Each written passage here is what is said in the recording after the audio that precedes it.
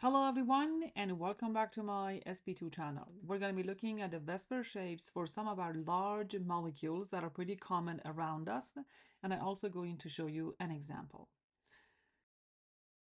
Okay, so there are many of the molecules that we have considered them in our previous lectures, and they all have only one single central atom, right?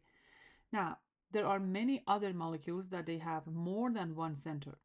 We still should be able to look at their geometries and their structures using the VSEPR model. So for example, if you're looking at acidic acid molecule, which is pretty much what we have for vinegar, right? This molecule has multiple centers.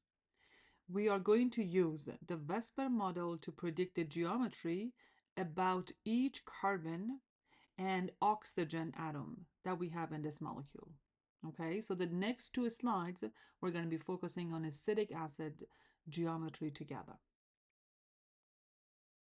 Okay, so if you look at the left side of the molecule where we have the carbon, the CH3, this is the one that I have 4 electron domain, right? So there are 1, 2, 3, and 4 bonds, so that must be 4 electron domains.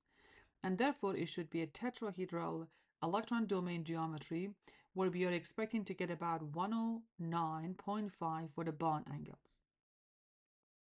If you look at the next carbon, this is known as carbonyl carbon, where we have a pi bond, a double bond. There are 1, 2, and 3 electron domains, and therefore it must be a trigonal planar, and we're expecting to get about 120 for the bond angle. If you look at the last part, we have oxygen. Now there are 2 bonds and there are 2 lone pairs. Together, there must be 4 electron domains, and therefore it has to be a tetrahedral electron domain geometry where the bond angle is going to be about 109.5. Okay, now let me show you the actual geometries in a kind of 3D shapes in the next page. Okay.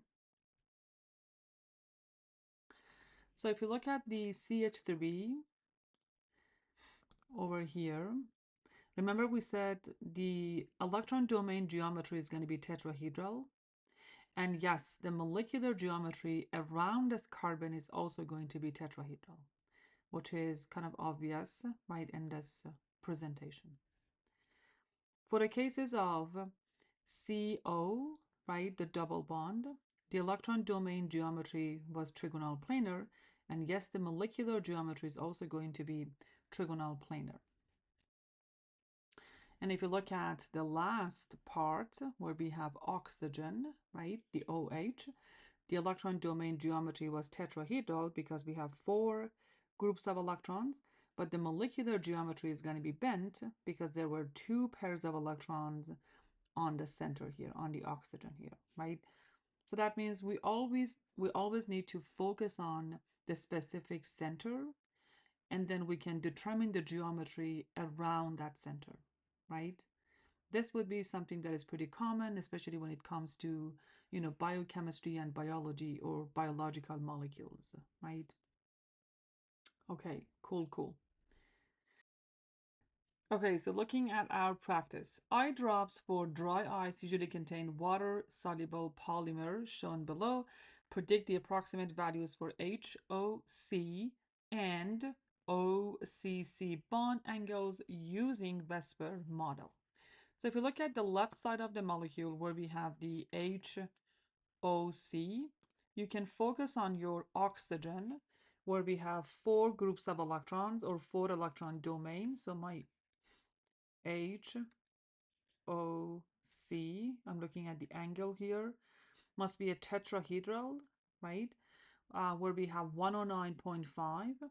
However, there are 2 groups of electrons as non-bonding, so we have 2 pairs of electrons.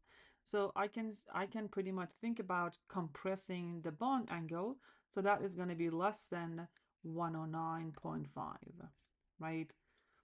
Now, if you look at your OCC